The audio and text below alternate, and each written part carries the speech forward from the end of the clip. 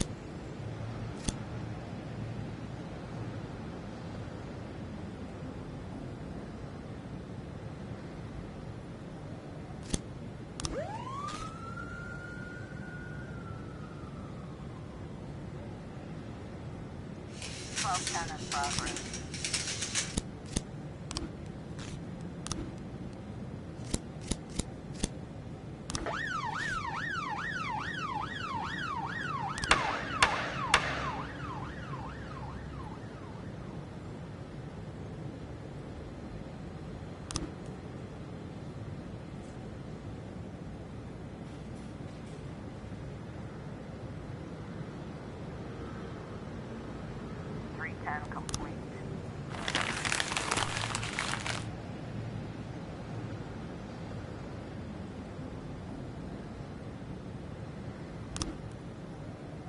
410A in progress.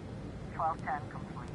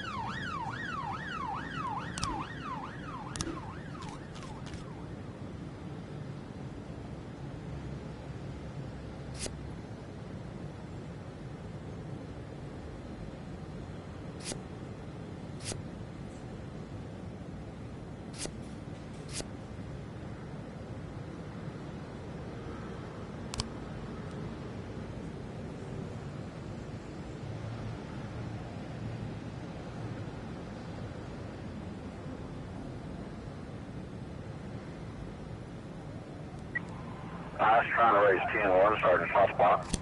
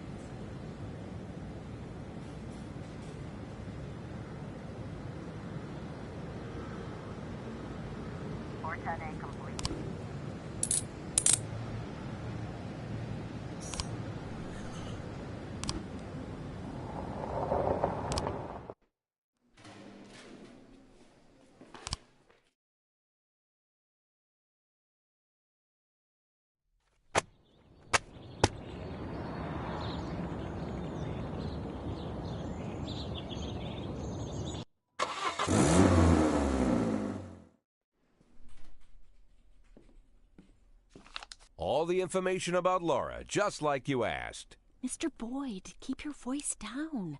Someone could be listening. Oh, I'm sorry, Emma. It's my first time doing something like this. Here's the envelope. Everything's in there. Fine. Mr. Boyd, please write for Mr. Fry on this envelope and drop it in the mailbox across the street. What? I don't want this handled like it's some kind of game. Mr. Boyd, those are the rules. Now please, lower your voice. Fine. Okay, Emma. I'll put this envelope in the mailbox across the street, just like you said. Wonder how that damn Mr. Fry is going to get an envelope out of the mailbox. Talking to yourself, Mr. Boyd? And we thought we'd have to catch you at the police station. But it turns out Jack Boyd has come down to meet us personally. Do you know why we're here, Mr. Boyd? I don't even know who you are. My name is Eugene Chaffee. I'm a businessman. Rather, a restaurateur. Although I usually tell everyone I'm a businessman. Which sounds better? Businessman or restaurateur? Oh, I think I've heard of you. You have a restaurant and a slaughterhouse. And you serve refried veal steaks. Well, refried veal steaks isn't my only business, but perhaps it's what I'm best known for. I thought it was time we meet, Mr. Boyd, and my friend here. I believe you're already acquainted. His name is Troy Starr. Never heard of him. So what do you want, Mr. Chaffee? Looking for a spokesman for your beef products? I recently changed my image and my hair. Eugene and I really want to help you, Mr. Boyd. Although after our phone call, I've had my doubts. I was making love to my wife, and you called me and told me to fuck myself. That kind of behavior is rude and inappropriate, Mr. Boyd. I didn't mean to offend you, Mr. Starr. Just thumbing my nose at that prick mayor of ours. You keep making love to your wife, or did I ruin the mood? There's a nice cafe around the corner. Spare us a couple of minutes of your time, Mr. Boyd.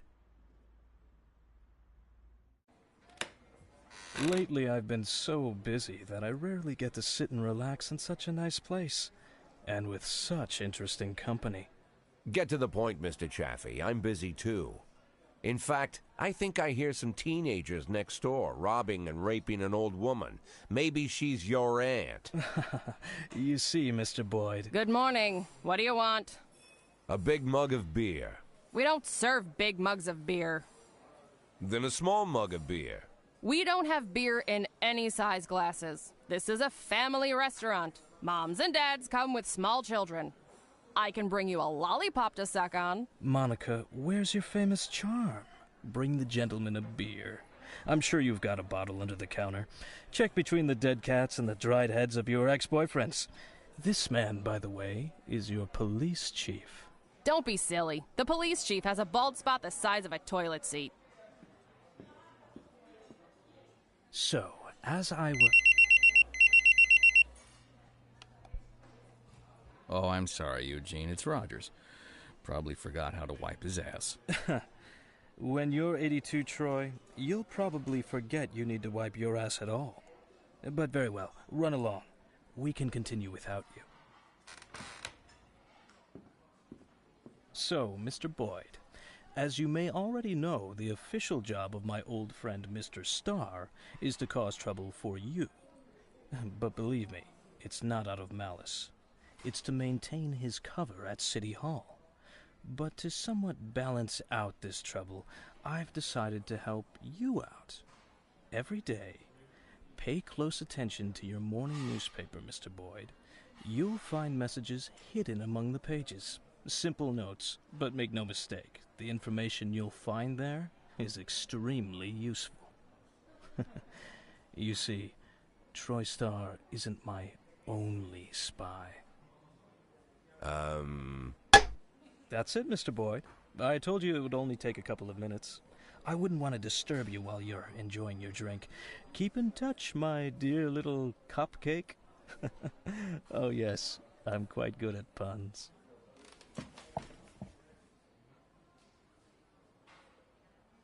Never imagined what meeting Robespierre would be like, but I certainly didn't figure the first thing he'd do was buy me a drink.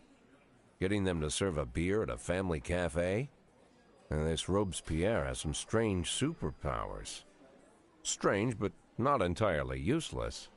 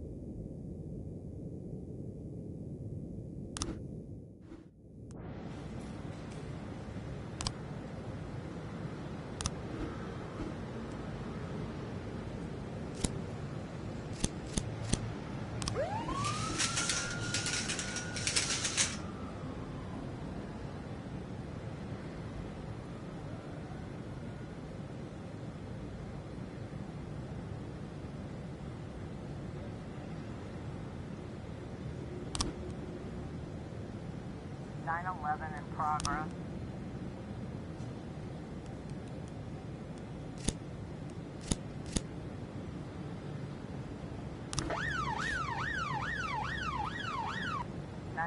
In progress.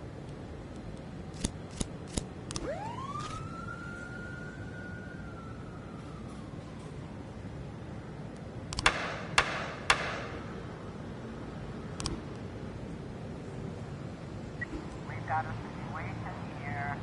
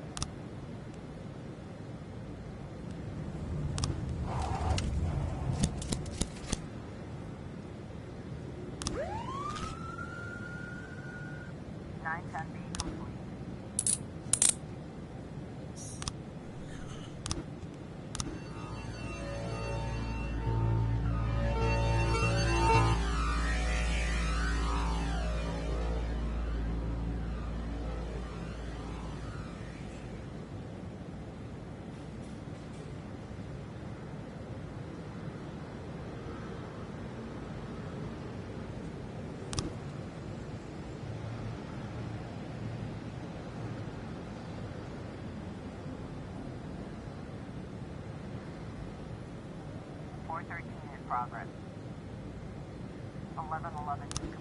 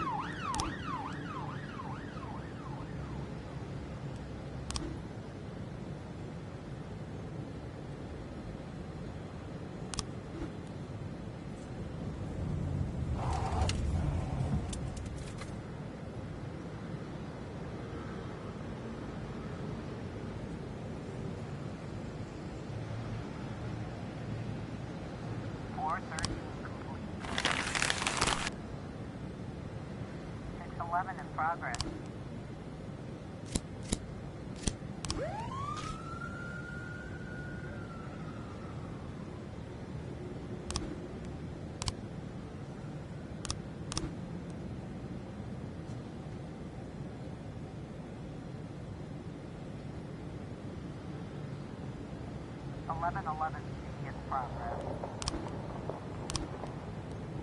611 complete.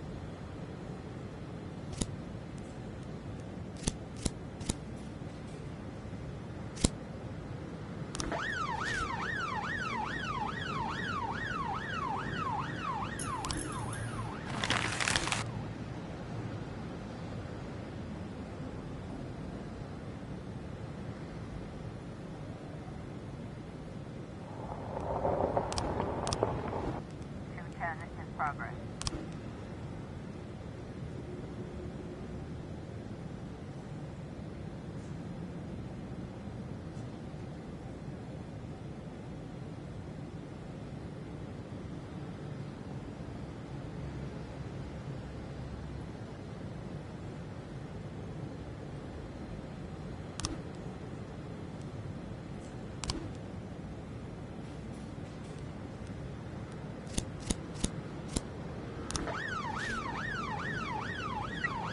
I was trying to raise 10-1, Sergeant. 917 in progress.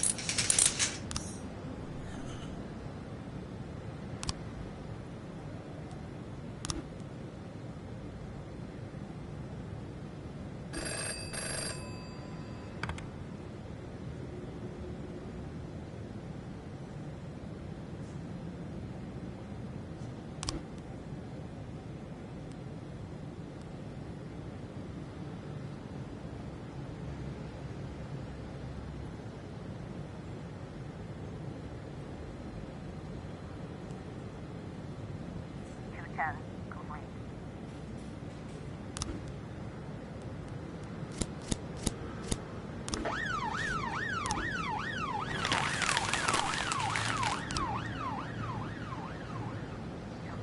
In progress.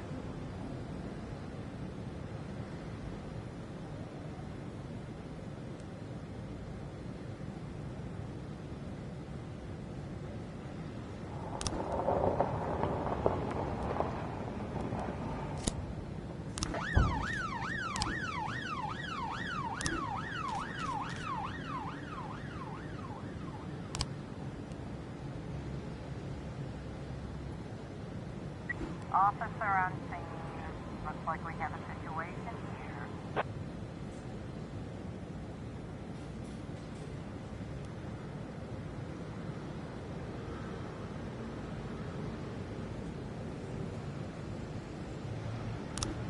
Nine tests complete.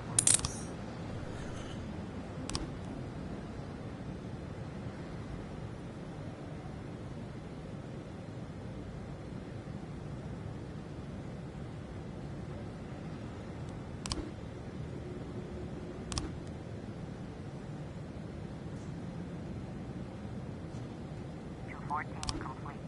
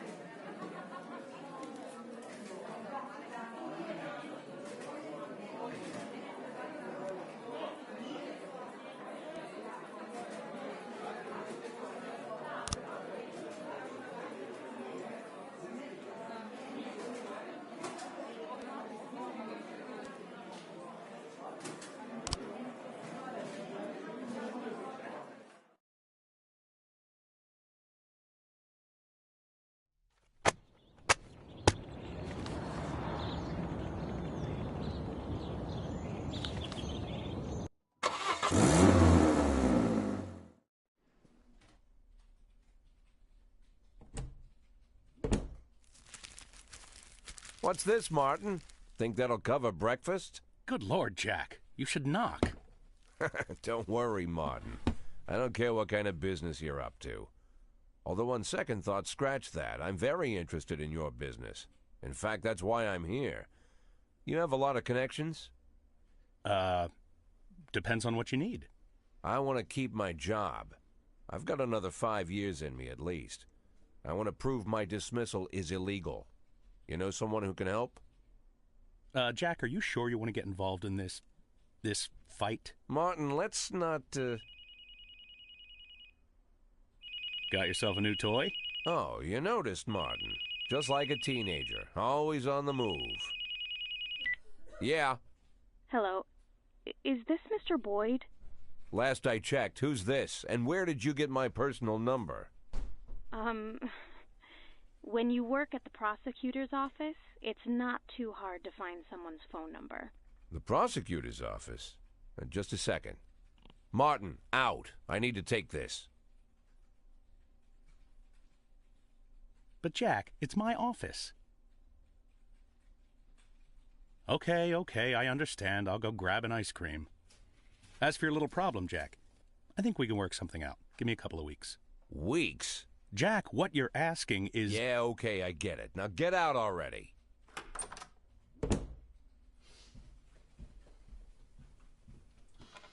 I'm sorry, what did you say your name was? My name is Lana Berman. I'm the deputy prosecutor of Freeburg. Well, one of the deputies. Not even the first deputy, to tell you the truth. How can I help you, Miss Berman? I don't know how to say this, Mr. Boyd. You see, Mr. Boyd, I'm in line to be the next prosecutor of Freeburg, and apparently that's happening quite soon. Soon? Shea Broom was just re-elected for a new term. Yes, but she'll be resigning in February. She's suffering from a heart condition, so she's chosen a replacement to carry out her term, and she chose me. You have no idea of the scandal, Mr. Boyd. I've only been at the prosecutor's office for half a year, and she chose me. It's incredible. That really is unbelievable, Miss Berman. But what's it got to do with me? Well, I understand how this call would seem strange to you, Mr. Boyd, but Mrs. Broom said she said that you have a lot going on, but you're the most honest official in the city. And if I really want to change the city for the better, and I swear that's what I want, then I should meet you.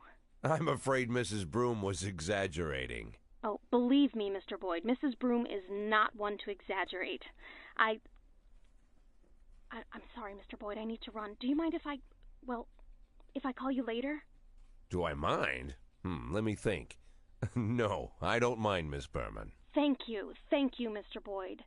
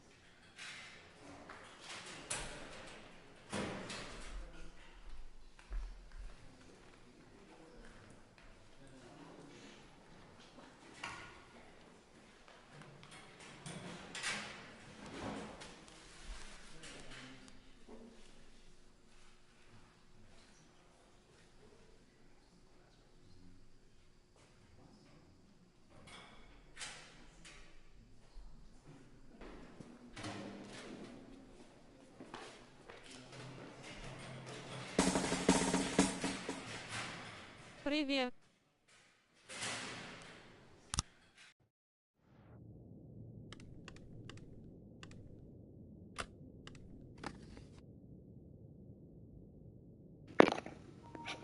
Привет, Олеся, привет.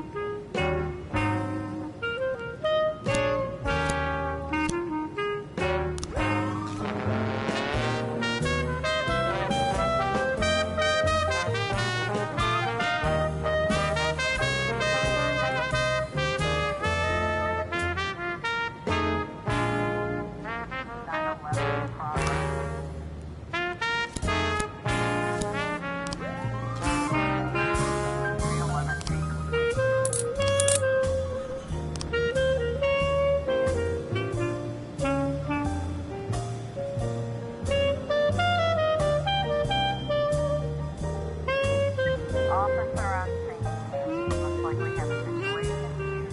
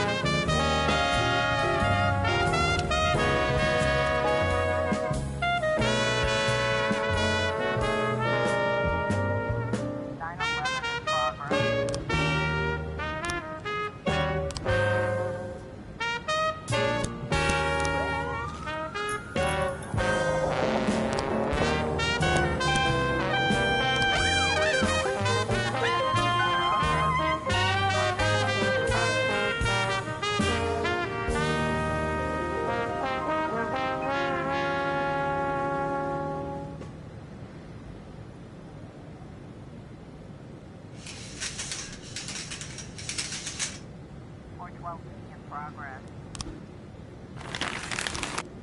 We've got a situation here.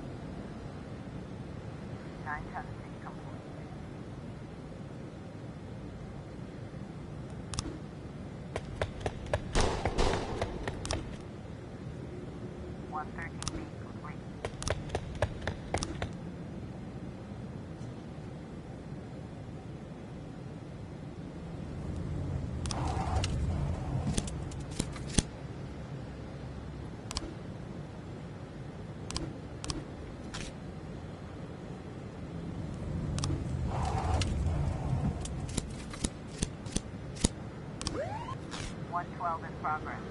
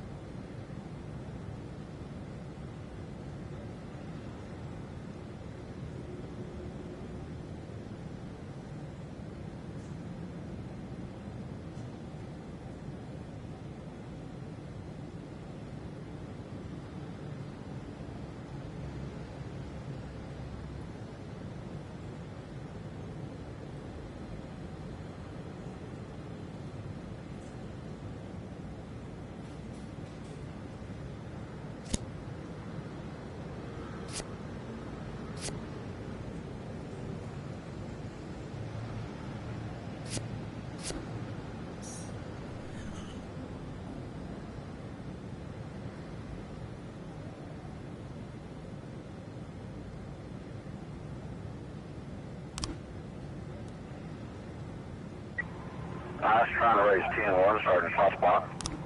412. 112 complete.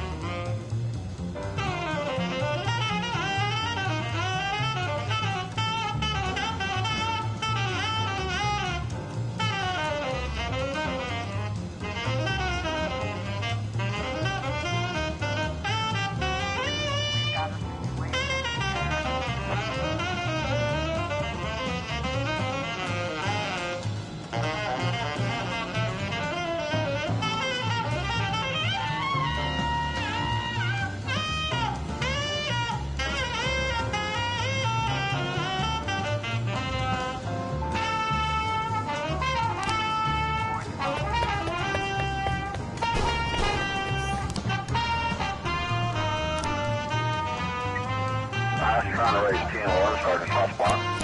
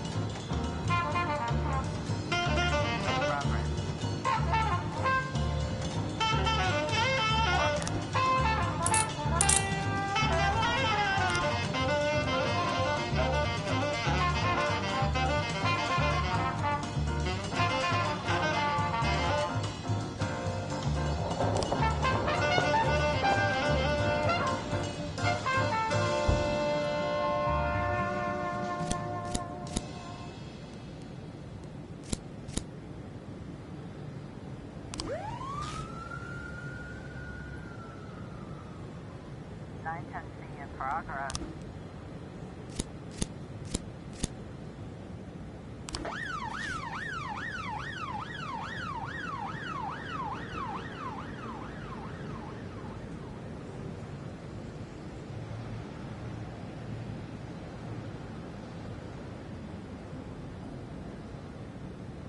Looks like we have a situation here.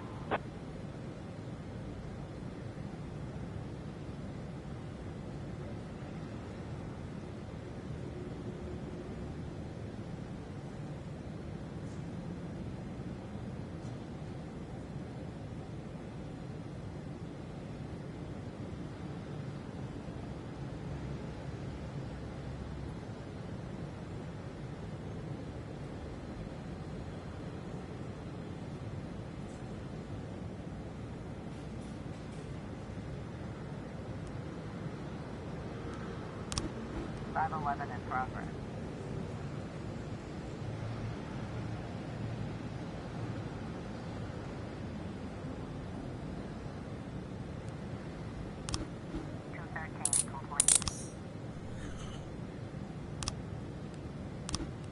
Looks like we have a situation here.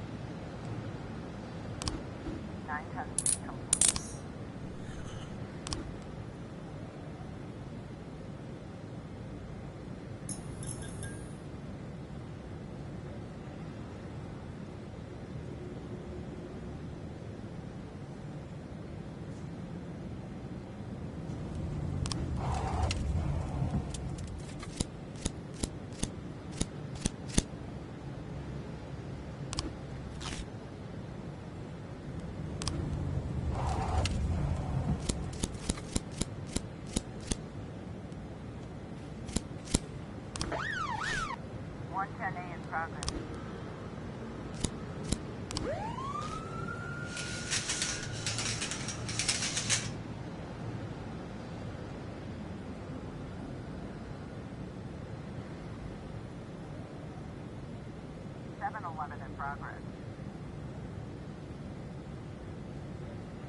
110A complete. 511.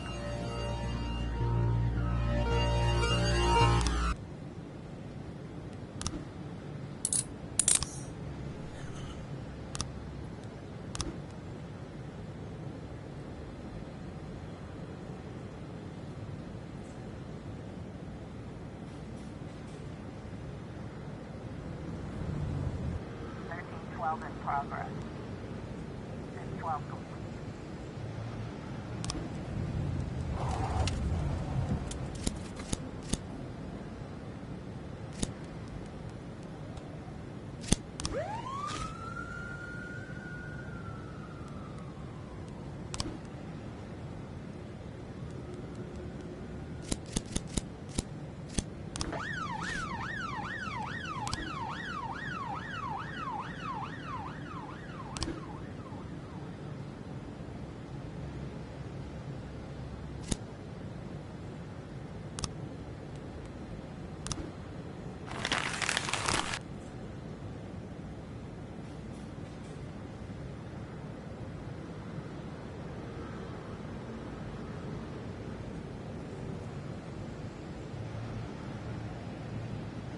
Officer on scene. Looks like we have a situation here.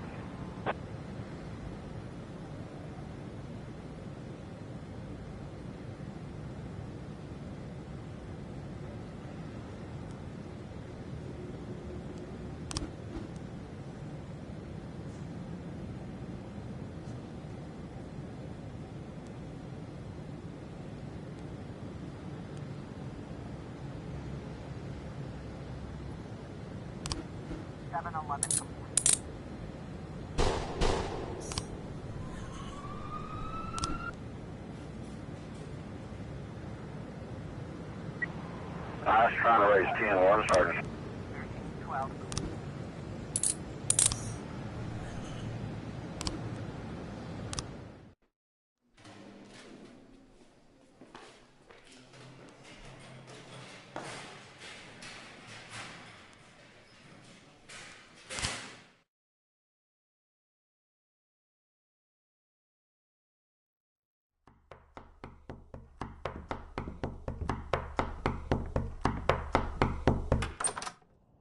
Mr. Boyd, I am Agent Avrahami, and this is Agent Roberts. You'll have to come with us. What now? Oh. Please get dressed, Mr. Boyd. We'll wait for you in the car. Mr. Boyd, did you hear what I said? You know what? You boys can go to hell. I'm not going anywhere. Not right now, at least. You can come down to the police station during regular hours. You can't just come to my house while I'm sleeping, pull me out of bed without any breakfast. Right now, the only place I'm going is back to bed. I'm closing the door now, and if you... Jack, what's all this? I told everyone what a great sport you are and how fun it would be to play a little joke on you. Where's your sense of humor gone? Ethan, it's 5 in the morning. At this hour, the only thing that'll get me laughing is one of you feds slipping on a banana peel. Well, what'd I tell you? He's such a joker. You're getting old, Ethan. You're getting fatter, Jack. And you're getting boring. And you're getting fired. Fine. You win. But you're still a snappy dresser, Jack. As I'm sure you can guess, we've got an assignment here in Freeburg. Come on, let's go. We'll fill you in at the scene. Oh, and I really am glad to see you, Jack. You have no idea.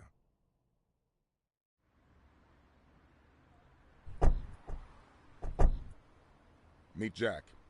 And this is Agent Suresh, Agent Kumaro, Agent Ellis, and Agent Dixon. Jeez, how many men did you bring?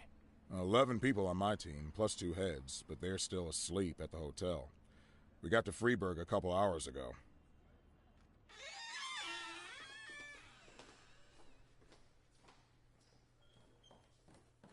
Actually, I was asked not to communicate with the local police, at least until the press conference, but, well, you're a friend. And by the way, you're lucky you didn't have time for breakfast.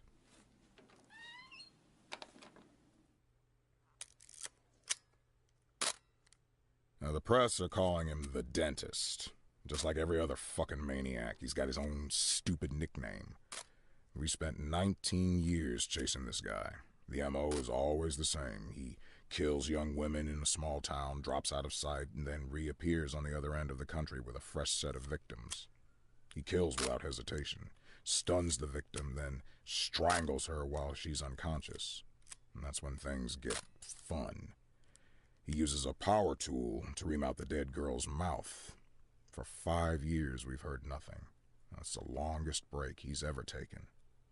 Then 6 hours ago, we got a crazy anonymous tip that the dentist was in Freeburg, and he'd already committed his first murder. They even told us the address of the house. Looks like our anonymous tip came from the dentist himself, but that hasn't been verified yet. Oh, Dixon, don't go anywhere. So, Jack, listen. Dixon will take you to the station. You can bring your people up to speed. I'm looking forward to full cooperation, and it would be great if you could bag a criminal like this before you retire. A nice farewell. You know what I'm saying, Jack? Yeah, a nice farewell. And Dixon, Mr. Boyd will tell you where to take him. Come on, look alive. You're the police chief's driver today, if that's good enough for you. I'll come around to see you tonight. Buy us some beers, huh? But not that piss you normally drink. That stuff gives me wicked heartburn.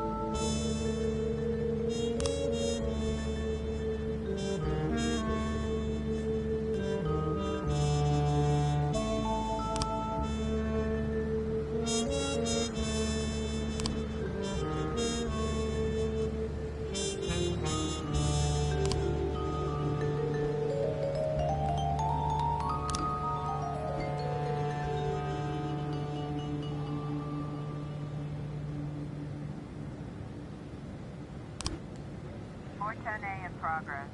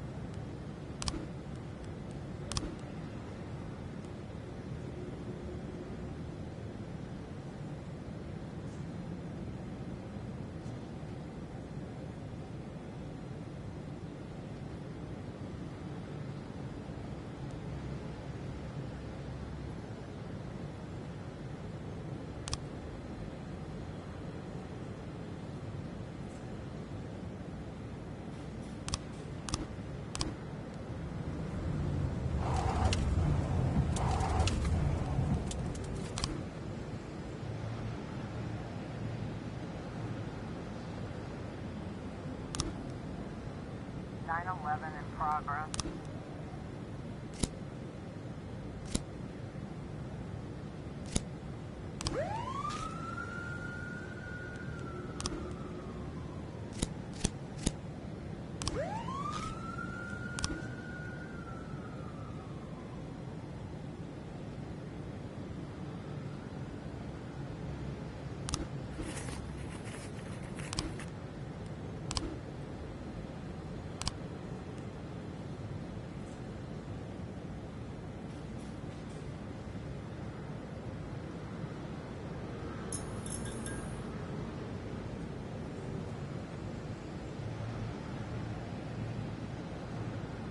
Officer on scene, it looks like we have a situation here.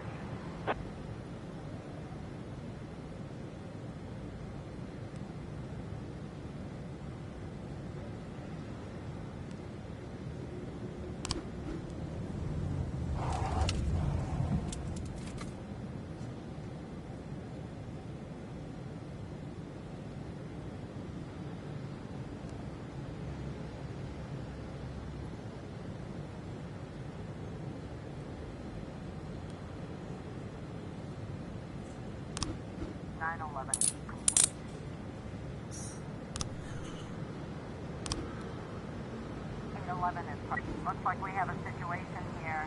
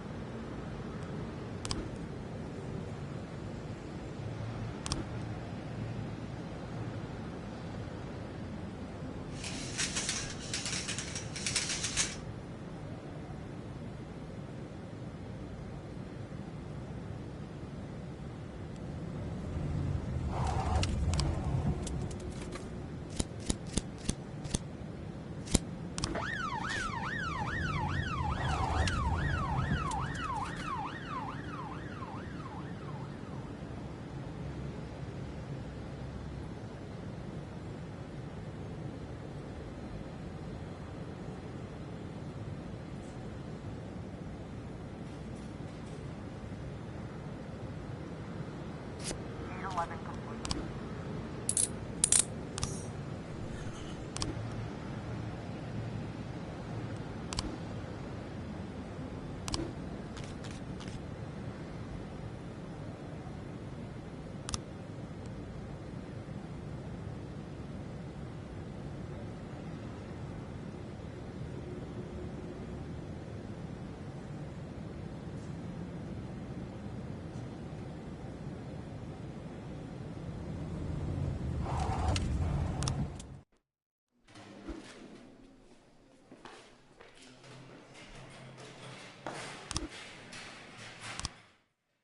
So I went downstairs figuring I'd find some mercenary or an escaped serial killer or some other lowlife I'd put away, right? But when I hit the lights, I saw a young kid. Couldn't have been 20. Skinny, dirty. Didn't even have a real weapon, just a rusty shiv. He just stood there, didn't say anything. My whole career, I've been staring down the most dangerous people in the country, and the only one to get into my house and scare my family to death was just some kid about to crap his pants. I pointed my gun at him, and he just stood there with his mouth open. Bad luck for him. He was pretty lucky to still be alive. And you know what? It was you that saved him. I think you have me confused with somebody else, Ethan. No. Listen. All these years, me and Marla joked about how dangerous my job is. We figured that sooner or later someone would sneak into our house and cut us to pieces, yeah? Pretty dark jokes, but innocent enough. And Marla asks me not to jump into gunfights when she kisses me on the cheek before I leave for work.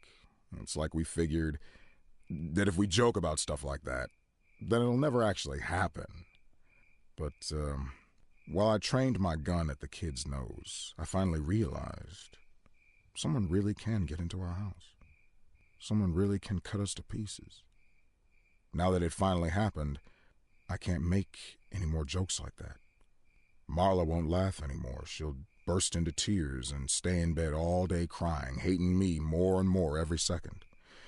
So I figured the only way out of the situation was to show her that if someone really does dare to break into our house, he's guaranteed to get a bullet in the face. He'll die right there on the living room carpet. God, Ethan, didn't know you were so bloodthirsty. I'm telling you, Jack, I was serious about shooting this kid right there where he stood. I was about to pull the trigger. But then I remembered you. Remembered 1,000 years ago, we went to the lake and had some beers after an ethics lecture at the academy. I was all angry with that professor, Laszlo, yeah. Remember what he always told us? Being a good policeman is very simple. You just need to keep doing the right thing. I hated those pretentious speeches. I cussed Laszlo up and down and said, if you always do what's right, you've turned yourself into a robot. And you just sat there, drunk eyes staring into the distance. And you were all calm and said, no, Ethan, it's the other way around. To do the right thing takes everything you got as a human. I said that. Oh, what an idiot I was. Come on, Jack, it's not funny. When things get bad, it's those moments you gotta be hopeful and stay human. And I did just like you said. I stayed human. And then I slapped the cuffs on the kid in one quick move, just like Bobby Flash. Bobby Flash? What? You don't remember Evening Freeburg, the old news column? Stories about the cop hero Bobby Flash? I heard they even published a book a few years ago. Oh, that Bobby Flash. Yeah, that Bobby Flash. How can you not remember Bobby Flash? We all argued at junior high about which one of us would be Bobby Flash when he grows up. Oh, I'm no Bobby Flash. A hero cop would never think about shooting a terrified teenager.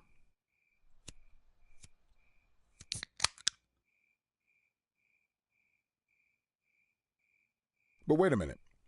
If I'm not Bobby Flash, then maybe you are. Yeah, maybe so.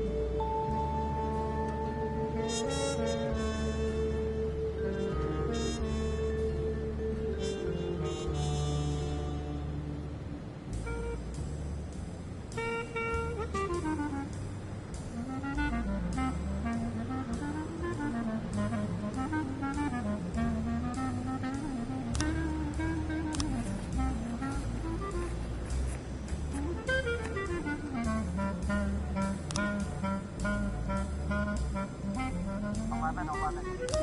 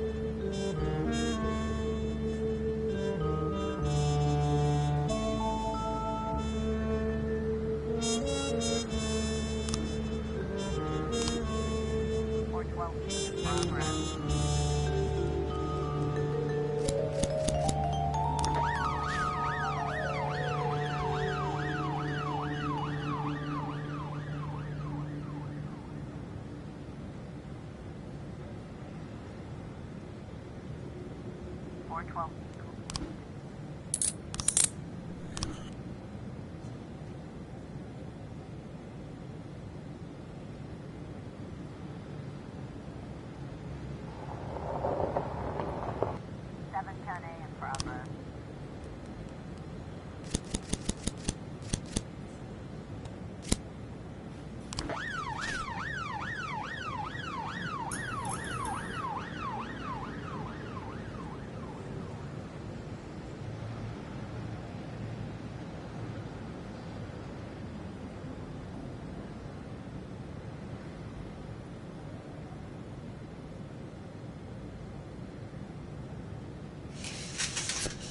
Turning.